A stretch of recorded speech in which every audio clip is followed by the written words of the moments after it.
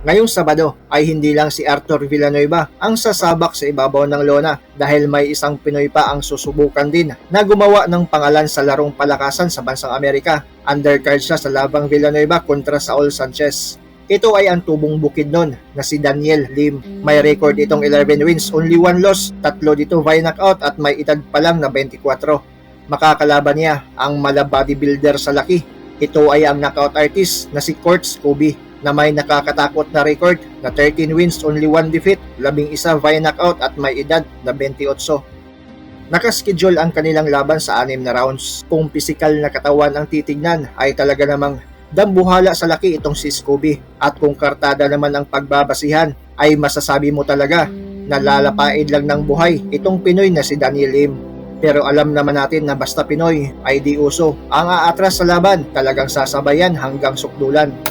Ito na ang pangalawang dayo ni Daniel Lim sa bansang Amerika. Una niyang laban ay natalo siya via second round TKO. Yep, it's been clear this round. Oh, Body shot. Interviews Marino talked about. He loves going to the body. Fight's over, okay? Marino finishes the fight. Habang sa huling laban nitong si Kurt Scobie ay natalo din ito via 6th round TKO kontra sa mas maliit na kalaban, sing tangkad lang ni Daniel Lim na 5'7". Kaya naman may kunting pag-asa din itong si Kabayan na makasilat ng panalo kontra dito sa malakapring Amerikano. Bago ang laban ng dalawa ay panoorin muna natin ang huling panalo nitong dalawang boksingero. Unahin na natin ang huling panalo ng Pinoy na si Daniel Lim. Nakalaban niya noong Marso ang kapwa Pinoy din na si GR Magbuo. Tinalo niya ito via first round TKO. Round number 1.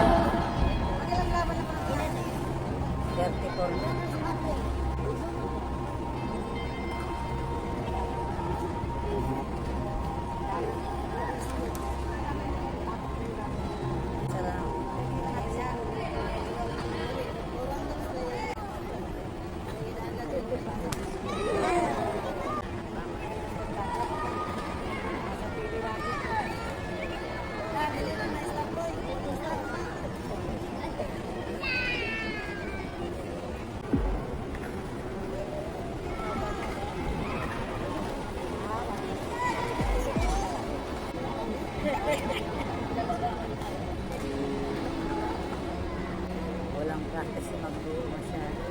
Tawan, di ba?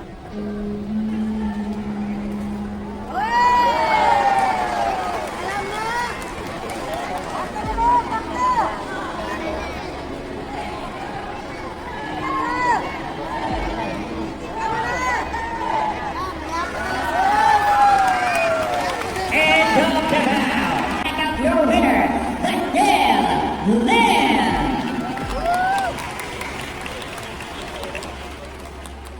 Sunod naman ay ang huling panalo ni Kurt Scobie.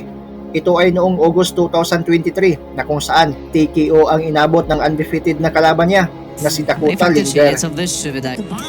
Jacob. No i proszę bardzo. No, mamy na korpus. No i teraz prawy podbródkowy i prawy na górę. I to już jest Klepek kolejny raz zachwiał się i leży na desach. Moim zdaniem to już kolejny prawy, jeszcze prawy sierpowy i cios na wątrobę, który chyba definitywnie.